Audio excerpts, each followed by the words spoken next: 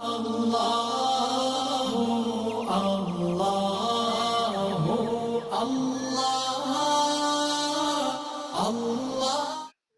و ناظرین، السلام علیکم ورحمۃ اللہ وبرکاتہ۔ اللہ رب العزت اپنے بندے کو بہت سی نعمتوں سے نوازتے ہیں۔ ان میں سے ایک نعمت اولاد کا ہونا ہے۔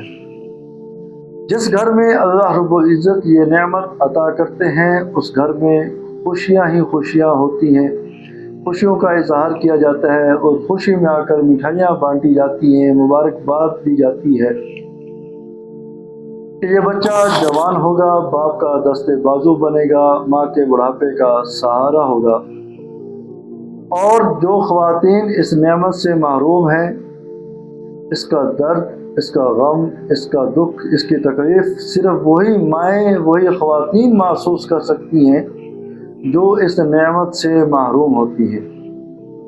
اور بعض اوقات جہالت کی وجہ سے جو خواتین اس نعمت سے محروم ہوتی ہیں ان کو طعنے دیے جاتے ہیں، ان کو ذلیل و رسوا کیا جاتا ہے، جبکہ اولاد کا ہونا نہ مرد کے اختیار میں ہے نہ عورت کے اختیار میں، یہ اللہ رب العزت کے اختیار میں ہے۔ جس کو چاہے عطا کرے، جس کو چاہے نہ عطا کرے، جس کو چاہے بیٹے عطا کرے، جس کو چاہے بیٹیاں عطا کرے، یہ سارے اختیارات اللہ رب العزت کے پاس ہیں۔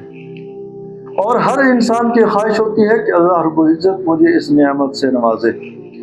حضرت زکریا علیہ السلام 90 سال کی عمر میں پہنچ چکے ہیں اور اس نعمت سے محروم ہیں اور اپنے رب سے مناجات کر رہے ہیں۔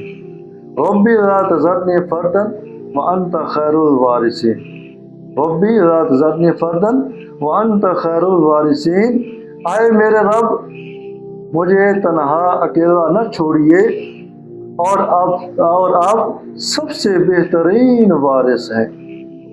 تو یہ نعمت کو طلب کرنا ہر مرد عورت کی خواہش ہوتی ہے، اور ہر مرد عورت کی خواہش ہوتی ہے کہ اللہ رب العزت مجھے اس نعمت سے نوازے۔ تو یاد رکھیں کہ جب بھی اس قسم کا مسئلہ ہو تو فوراً اپنا میڈیکل ٹیسٹ کروائیں۔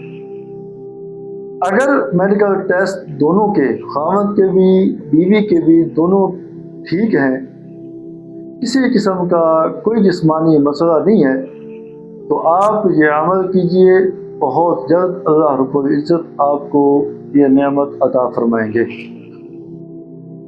عورت کو چاہیے کہ ہر فرض نماز کے بعد ایک تسبیح پڑھے، اول آخر 3 مرتبہ درود ابراہیمی، اور درمیان میں ایک تسبیح یا مصبرو یا مصبرو یا مصبرو، اس کی ایک تسبیح پڑھے اور اپنے مقصد کی دعا کرے۔